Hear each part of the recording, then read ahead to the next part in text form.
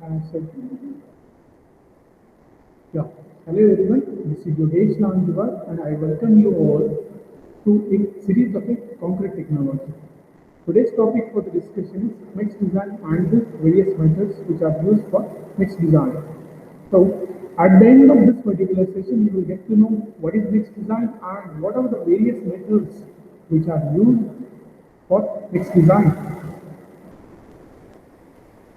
The contents consist of introduction, mixed design, grade of the concrete, factors which influence the choice of mixed design, and at the end of this particular session, we will see the various methods which are there for mixed design. So, let's start with the concrete. We know that a concrete is a homogeneous mixture which consists of various ingredients like cement, sand, that is called as a fine aggregate, coarse aggregate, water. Admixture, it may or may not be added. It is totally depend upon the requirement. If that particular site or particular design really want the use of admixture, then we have to use the admixture. There are various types of admixtures are available in the industry that can be used in a construction activity. So the choice of uses of admixture is totally depend upon the requirement. If it is really required, the use of admixture, then we have to use it. Otherwise, we can skip the use of admixture in a concrete. So we know that concrete is a homogeneous mixture consists of a sand, aggregate, that is coarse aggregate, water, and cement. So its design, the process of selecting the suitable ingredients of the concrete, the process of selecting the suitable ingredients of the concrete and determining the relative quantities with the object of producing a concrete of the required strength, durability, workability, and economy. So mixed design can be defined as the process of selecting the suitable ingredients. What are the suitable ingredients for concrete? Cement, aggregates, that's fine aggregate, coarse aggregate, and water. So these are the ingredients. Uses of flash, uses of admixture, uses of pozzolanic material, uses of fibers, that's totally depend upon the requirement. Okay, so the basic ingredients which are required to form the concretes are cement, fine aggregate, coarse aggregate, and water. So the ingredients are selected. Now we have to identify the quantity of ingredients. Okay, how much cement we have to add, how much coarse aggregate we have to add, how much fine aggregate and water to be added, so that we can achieve our objective. We can achieve our objective. The objective is to get the strength, to get the durability, to get the workability and economy. So that is the mixed design. Now, the next one is the grade of the concrete. We know that there are various grades of concretes are available. So the usage of grade of the concrete is totally again depend upon the requirement.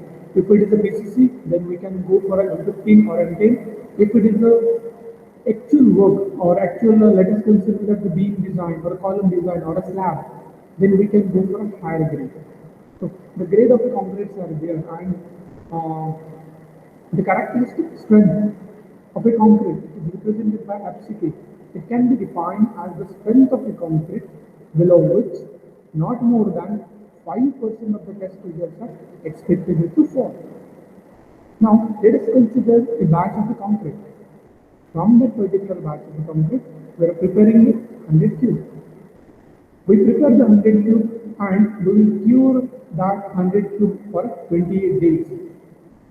After 28 days of the curing, if we test all the 100 cubes, what we find that out of 100 cubes, 95% of the cubes or the 95 cubes are having a value more than 20 Newton per mm square, and the 5% or the 5 cube is having the value less than 20 Newton per mm square. So that 20 Newton per mm square is nothing but the characteristic strength which is obtained at the end after the 28 days. So according to the definition of a characteristic strength, The strength of a concrete below which not more than 5% of the test results are expected to fail, it is called as the characteristic strength. Now, what is this M20? So out of this M20, M represents the mix, whereas 20 represents the characteristic strength. That characteristic strength is related to the cube, and the cube is having a dimension of a 150 by 150 by 150 mm, and that cubes are tested after 28 days. Let us consider that we have prepared its design of M25. So after the 28 days, if we test a concrete cube having a dimension of 150 mm by 150 mm by 150 mm, the compressive strength value should be more than 25 Newton per mm square. To the next one. So these are the various grades of the concrete which can be used at the construction site depending upon the various requirement, depending upon the whether it's PCC, whether it's RCC, or whether it's a special grade of a concrete, or whether it's a special type of a concrete. Now it is categorized into ordinary concrete, standard concrete, and high strength concrete.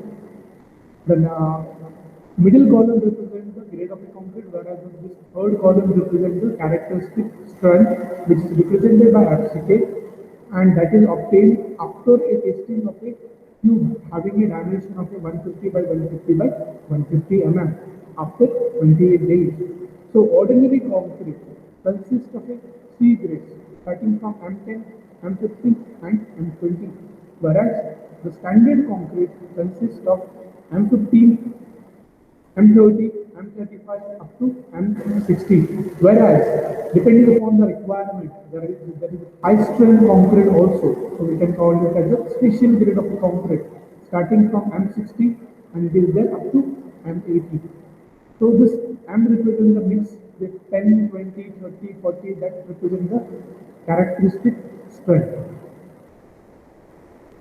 So in the next slide, basically there are three types of concrete mix. There are three types of concrete mix. The very first one is a nominal mix. Now the name itself says it's a nominal. Okay, so this mix of fixed cement aggregate ratio. These mix are of a fixed cement aggregate ratio. No mix design is required if you want to have a true of a nominal mix. Then these offer the simplicity also, and they offer the simplicity under the normal condition, or we can say the normal circumstances. The next type of a concrete mix is of a standard mix. Now IS 456 2000 gives the standard mix. Okay, the minimum compressive strength has been included by IS 456 2000 in many specifications. And when we consider this specification, these specifications are called as standard mixes. Next type of mix is of a design mix. So these design mix are specified by the designer, whereas it is determined by the producer of the concrete. So design mix, these are the mixes with the performance of the concrete is specified by the designer, but the mix proportions are determined by the producer of the concrete. There is some of the cases that you will find that except that minimum cement content, it can be laid down. These are the 8 factors which influence the choice of mix design. Starting from grade of the concrete, type of cement, maximum nominal size of aggregate, grading of combined aggregate, minimum bottom cement ratio, workability, durability, and quality control. I have prepared a separate video on these factors influencing the choice of mix design. You can go through that video to get all these 8 factors in detail. I will move to the next slide. Now, these are the various methods which are used for mix design. First one is the IS, that's the Indian standard method. Like Indian standard, we have a IS code that is 10262-2009. Second type of method is the American Concrete Institute method, in short it is called as the ACI method. In addition to these two methods, there is one more method which is generally adopted, that is a Road Note 4 method. That method is again called as the UT method. We have a IRC 44 method too for mixed design, arbitrary method, maximum density method, and British method. All the methods will be discussed in detail in the next session. That's it for today's session. Thank you.